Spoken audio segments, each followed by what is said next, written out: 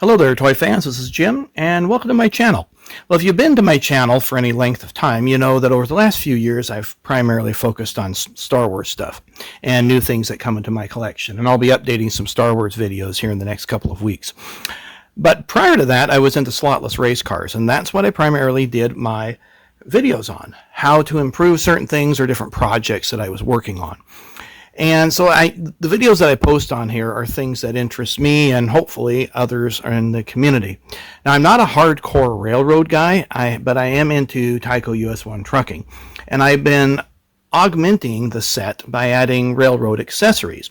Now, what you see in front of you happens to be an O-gauge Lionel number 264 forklift, which is, I guess, 1/48th scale, and the US1 trucking sets are more like 1/72nd. So it's a huge difference, but it's a fun accessory that I think can add to it, even though the forklift's kind of giant. But my son and I, when we set up our layout, we really don't care about scale. We're just more concerned about having some fun with it. Well, I managed to get this forklift, you can see it's all apart here, for pretty inexpensively, for roughly 29 bucks. Now, these run over 100, but it came with a heliport, which that's another video that I need to put up. And it was not working all that well. In fact, a lot of things on the inner mechanism needed to be repaired. And if you're interested, I can put together a video on how to do that as well, how to fix those things. But the forklift was not working. In fact, it was missing some material here, which I'll show you in just a second. And there's no tutorials out there. There aren't any tutorials out there on how to fix it or how to assemble it. And so that's what this tutorial is about, on how to put that together. Now, the forklift body is right here, and it's got the man on there. You can find the man on eBay if you're missing him. And basically, it sits on this chassis like so, and it's got two screws. This happens to be the front, where the tines go, and then this little tab goes in the back like so. The wheels, incidentally, don't roll. They're just fixed in place. Just slides along with the mechanism. And then here we have the arm and then the housing, and we have the little piece that clamps down on the wood. Now, what was missing was this wire that attaches down below. And I haven't found any replacements for this, so I created one myself. If yours is missing this, here are the dimensions for that wire right here. And hopefully you can see there that the bend needs to look somewhat like this. So you have a 1/4 inch bend there, 5/16 coming down, and then 1 13/16 going across, and then you make a little loop going up that's roughly a 1/4 inch high and a 1/4 inch long, now coming back that way. And my suggestion would be to take a screenshot of this in order to make your own. Now, the wire that you want to have needs to be fairly stiff and have some good memory to it. It's just under a 1/16 of an inch, so it's roughly like 48 thousandths or something like that, less than 4 thousandths. And the wire that I used happens to be one from the US1 trucking crane, which is really stiff and has a really good memory to it. Well, coming back to the forklift, here's how you assemble things. Now, it came with a magnet, and that goes down in this little base right here. You can see how that just fits really nicely. Then you have two other pieces that slide amongst themselves. And we have this piece here with a little arm. That's what the forklift wire is going to go into. And then this piece here that's going to slide. And they mount just like that. So it's going to slide in and out. These two prongs go in those two holes in the back of the forklift like that.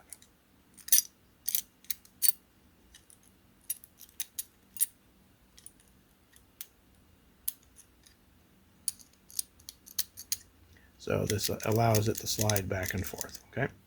And you can see that it's flush right there with this piece. Now, this is going to slide, and this is going to hold where that arm is for the forklift. That's going to go like so right in there.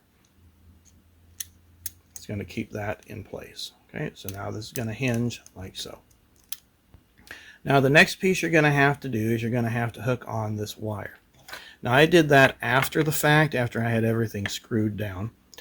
But this wire is going to come down through the arm of the forklift, and this is going to make that bend. And we'll see if I can get this to work here. not, I'll pause the video. That looks like it's going to be difficult, so what we're going to do is I'm going to pause. Okay, well, that actually just slipped right in. Didn't have to pause it at all. And then what I'm going to do is I'm going to pull this up, and it's going to go through the little groove at the top of the forklift. Like so. There's a hole right up at the top. Okay, so you can see, hopefully, get my hands out of the way. It's kind of hard with the angle of the camera, but there's a hole right there, and that's what that's going to fit into. So if you use the drawing that I gave you, that's where that all assembles. Now that we have the forklift done, now we're going to just basically put the body on and mount the 2 screws, and then you're good to go. Okay. And what I like to do is to magnetize my screwdriver just a bit, so we'll use the bottom of that, and then my screw doesn't drop out on me. And what you want to do is just install both screws. Don't tighten one down first, and don't over tighten it because you're going metal into plastic. You over tighten it, you'll strip the plastic. Just enough to get it to go in. Alright, now that that's done, now you see that hole there, that's what fits into the mounting pin right there. Like so. Now what you're going to want to have is an AC controller transformer. Doesn't run on DC, by the way. And we're going to get our US1 trucking here.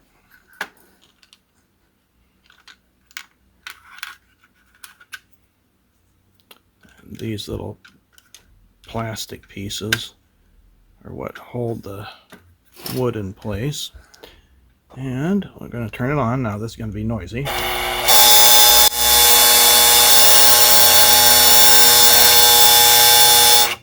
Okay, now we're going to load this. These happen to be reproduction wood, not the original thing, but you can use, this is what it came with. You can split that apart using your X-Acto knife if you want. Okay, and this is a modified trailer to use the large pipes. Okay, so here we go. Get the camera up just a bit.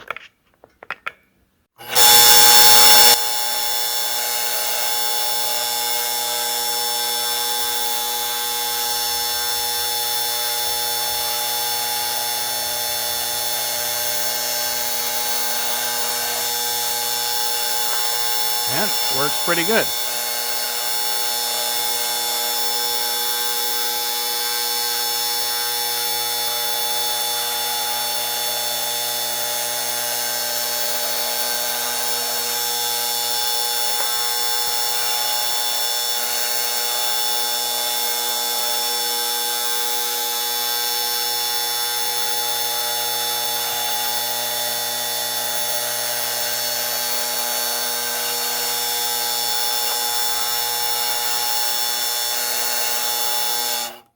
So I had the track just a little bit far away. That's why I scooted it up just a bit. But this thing has a spring on the inside that in here that allows some flexibility. So when the forklift pushes the first piece of wood, it doesn't push the entire trailer over. Well, I hope you enjoyed this video and found it useful. And for those of you missing that wire and not knowing how to put the forklift together, now you know. Take care, and we'll see you on a future video.